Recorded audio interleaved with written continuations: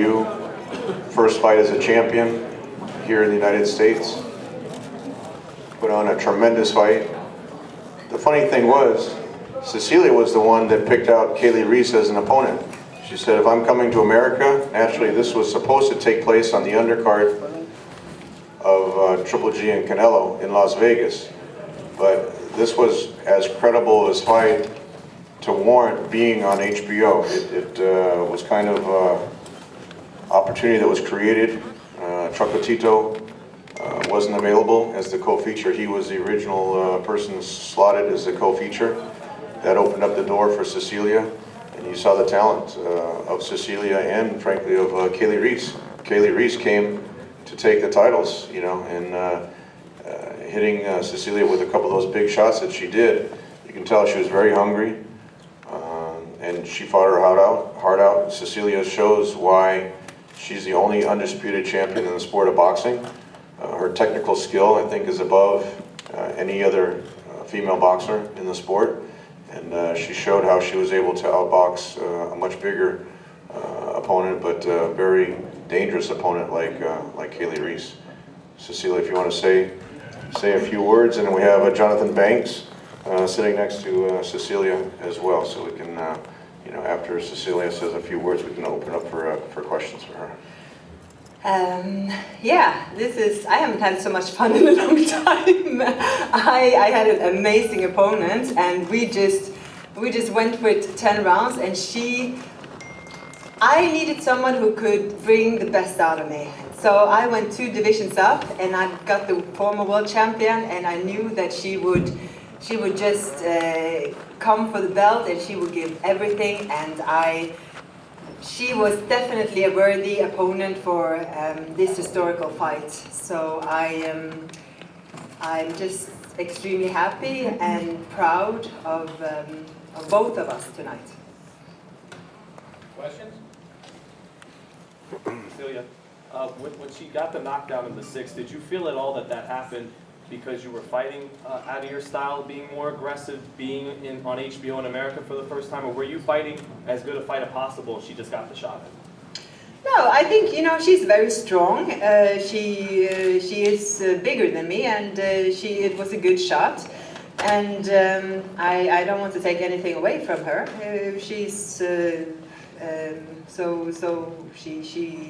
She fought a great fight, and she definitely studied me a lot. And I got back on my feet, and I finished the fight. I think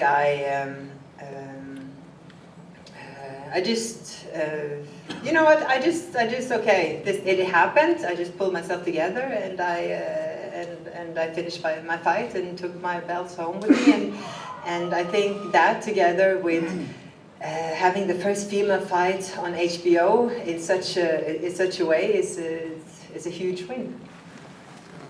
Cecilia, given that she had an easier time with you on the second half of the fight, would you be open to giving her a rematch anytime soon?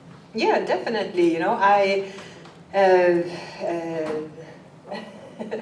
well, you know, Jonathan is not. He doesn't mean it was such a close fight, and I have to see the fight, of course. But if that is something of interest, I would definitely do that, and I will have Jonathan maybe fly in a little bit earlier than next time. So I think, yeah, for sure, if that is something of interest, absolutely. Did you mentioned she was a champion at middleweight. Did you really kind of feel her size in there? Was she one of maybe the biggest opponents you faced? Yeah, for sure, definitely, yeah. But that's why I picked her, because in my weight division, you know, I am the #1, and I pretty much have beaten all of the competitive girls, and that's what needed to really bring a competitive fight and to show my best in coming to America and taking on a strong American girl. It just tickled all of my senses, and everything just delivered. The arena, the atmosphere, it was amazing, absolutely thrilling. I have to interject something on Cecilia's behalf. Here's a champion that sells out 10,000 seat arenas in Norway. Here's a champion that changed the law in Norway. How long was it banned for? 33 years, Cecilia? 35 years? Yes, 30. Boxing was banned in Norway, and because Cecilia was so talented and a world champion and so popular in her country, they actually changed the law to allow her to fight in her own country. She fights on pay-per-view in Norway. She's one of the biggest stars in Norway. Leaving that atmosphere, coming here just for the opportunity to fight in front of the American fans, to opportunity to fight on HBO, to show her skills, you know, with a completely different financial situation than what she's used to in Norway. That shows the sacrifice and dedication that she's looking at to build her career over here in the United States. With her style in the ring and style out of the ring, I think she has a tremendous future over here in the United States and worldwide. And you know, we saw tonight with her getting up off the canvas, fighting back, fighting a much bigger girl. We have to give Kali Reis a lot of credit, but that shows Cecilia's championship spirit and the fact that she wanted to impress the fans over here in the United States. This telecast was broadcast in over 150, it was 151 different countries. So it shows the marketability of both Cecilia and Triple G. We broke the record at the StubHub Center, not only for the number of people, but also the revenue that was generated in the history of this venue. So it was a great launching pad for HBO, and I see Peter Nelson back there, and we just want to thank Peter again for giving his blessing on having Cecilia as the first female fighter on HBO. And we can go across to Kevin. Yeah. Cecilia, I just wanted to ask you, and Jonathan as well, you referenced several times that Kali was bigger than you.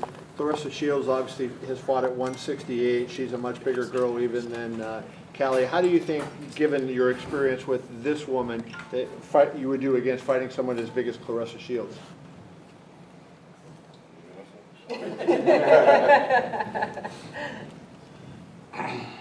Well, honestly, you got two different fighters, two different styles. So therefore, in my opinion, this first fight with Reis, given the little time that I think she showed little sparks about what she actually can do as far as moving in boxing. And I think that's what the sport is all about. You know, when she was moving, she was boxing, she was using the jab. In my opinion, she was doing a really good job. You know, so I think when she got caught, when she tried to trade with it, when she got caught, the knockdown, I don't think it took away any of the previous rounds that Cecilia was winning. You know, so therefore, I think with Clarissa, that's a different animal. You can't even compare these two fighters in the same category because, you know, you got a two-time gold medalist against someone who don't have a gold medalist. But at the same time, I'm not trying to take another away from Reis because she got a really, really good championship spirit and a championship heart. But I just think those are two different level fighters. And we would definitely, Cecilia would definitely have to bring nothing less than her A game every single second of every round to beat Clarissa Shields. Cecilia, do you train with Lucia Richard for the most part in this fight? Have you talked to her already about this win? If so, can you say anything about it? No, I'm just coming out from the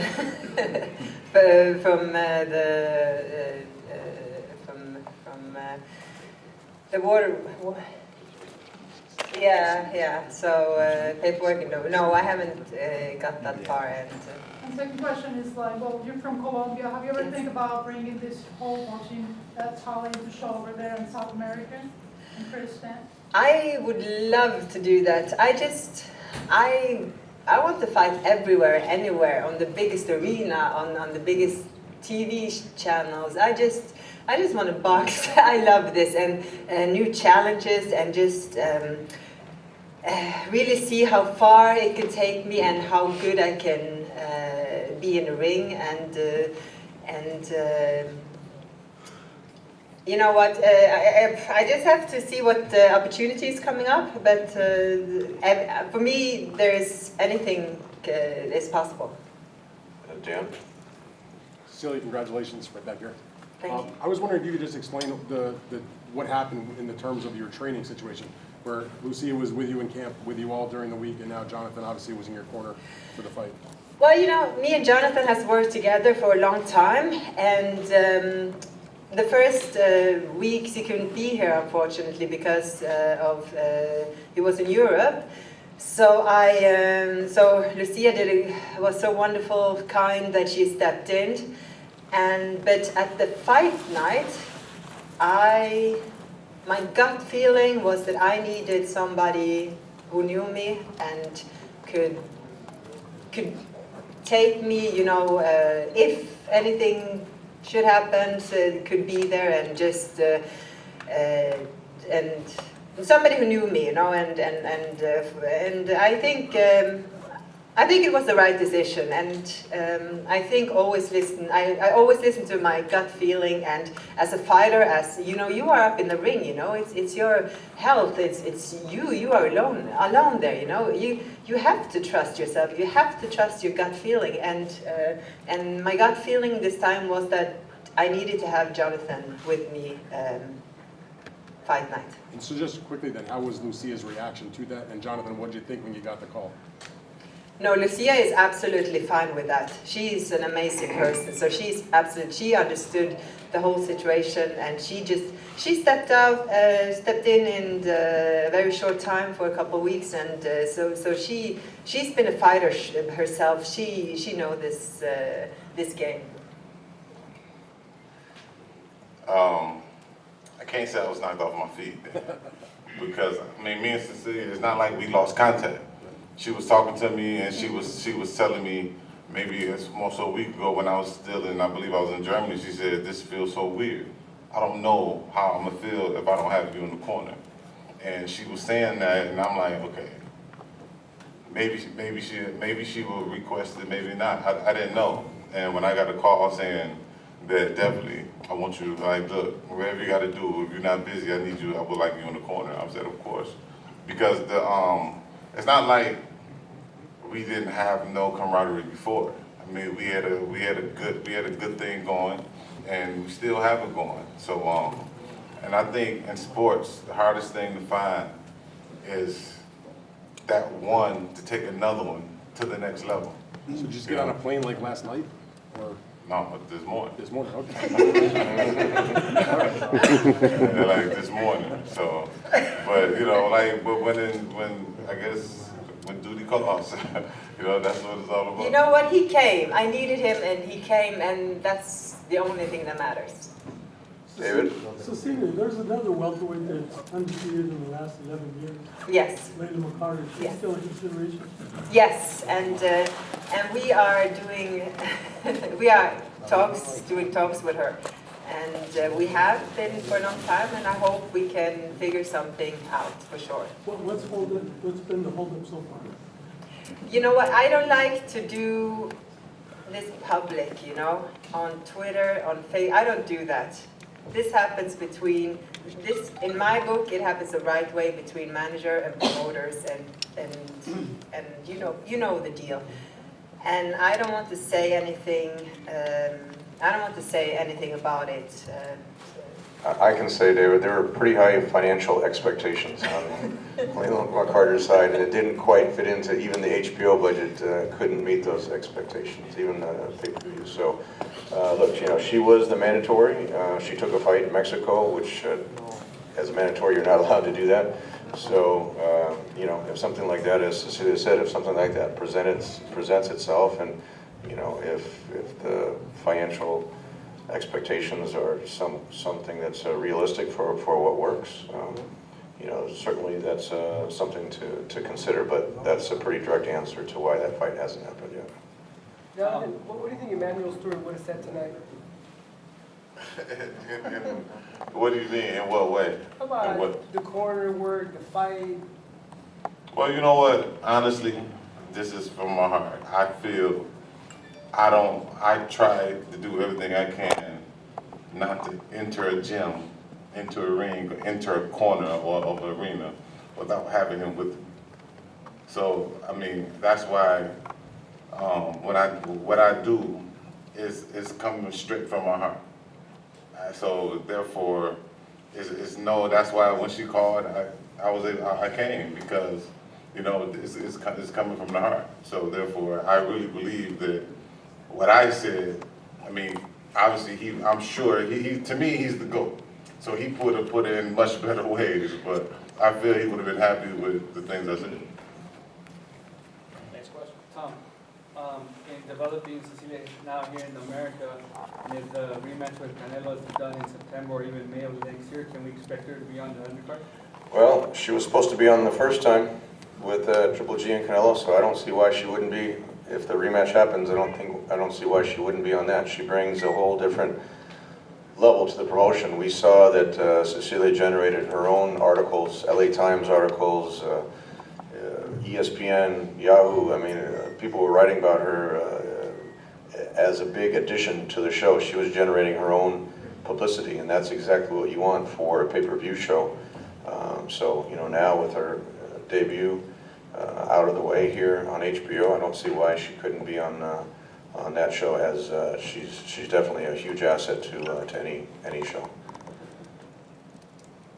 Speaking of publicity, Chris Cyborg was in the crowd wearing a T-shirt that said Cyborg versus Cecilia, Cyborg versus Braekhus. Is that something that you are seriously entertaining? Is it something, Tom, you'd be interested in coordinating? See now, Jandra, now you're hitting on a fight where the financial expectations actually can generate some interest. And Cecilia will tell you that she's been in contact with Cyborg, and before Cyborg had her last fight, Cecilia came out and, you know, spent some time with her, and I think they have a mutual respect for each other. Cyborg respects Cecilia's boxing skills, and certainly Cecilia respects Cyborg as a fighter.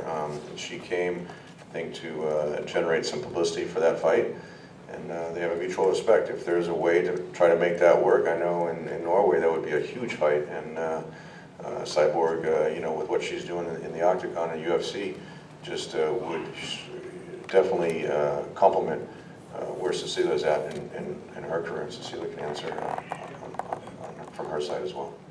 Yeah, that is one option. Absolutely, she was doing amazing. I was very surprised. I saw her fight against Holly Holm, the former #1 pound-for-pound boxer in the world, and she was really giving her her competition on the striking game, and yes, that kind of tickled me for a fight against Cyborg, and I know she's very interested in that. She's texting me, writing me, and she really wants to do this, and if we can get it done, sure, it would be. I think it would be a spectacular thing to do, you know, and I think she's actually a better striker than McGregor, you know, so